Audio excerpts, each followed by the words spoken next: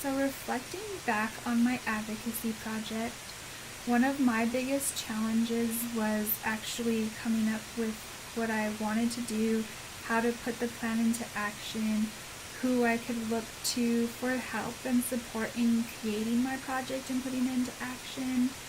But once I figured out what I wanted to do and focus on, it was pretty much smooth sailing from there.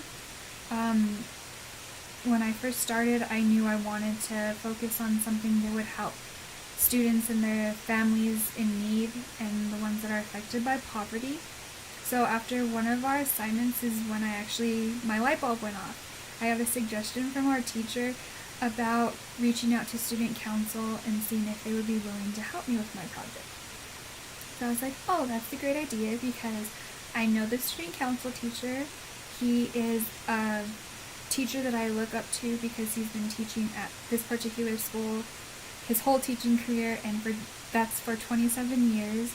He's a big advocate on teachers and students and wanting to help out the community. So I was like, oh, this will be great.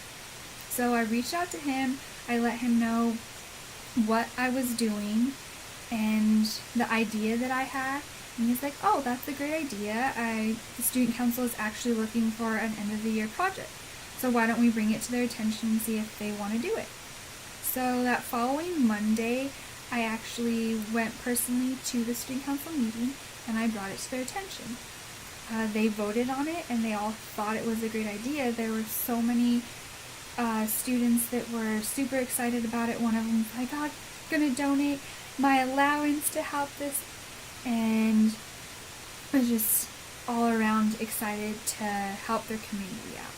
So we put together flyers.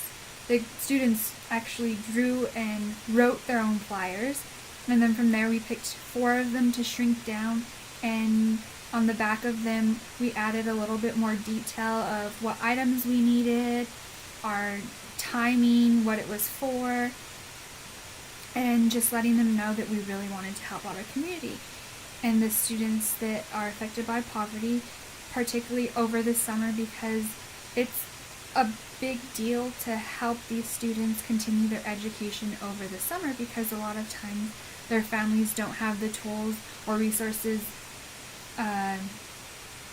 or know about the resources or tools that they have available to help them over the summer. So we thought, why not give them some help? So from there, we made copies, sent them to each classroom so the teachers can send them home with their students to inform other families, community members about what we were doing. After that, though, it was smooth sailing once I figured out what I wanted to do. But then the other challenge that I had was the amount of time I had to complete this project. So currently, my project is not all the way complete, but it is in action. Our food and clothing drive is actually starting tomorrow until May 17th. So we turned it from just a normal food and clothing drive to something that's going to be the end of the school year, to send kids home with stuff over the summer to help support them. So I guess that was an unexpected outcome and a positive one that came out of a challenge at first.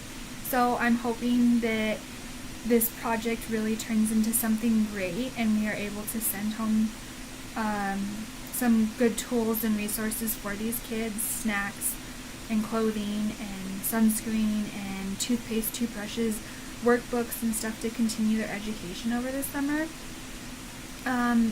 This project really helped me to get to know my community a little bit more, and I also got the chance to work with a group of students in our school who want to help out their community. And then being involved with this, the teacher actually asked me if I'd be willing to start with them from the very beginning next year, and possibly later on down the road when he retires, taking over for him. And I was super touched by that, because he feels that I have a strong heart and willingness to help my community and the students within it. So I really enjoyed this advocacy project and I would totally continue doing it. Another thing I found out was some great resources within our community and how we can help our community. Sometimes students play the biggest role in impacting their community.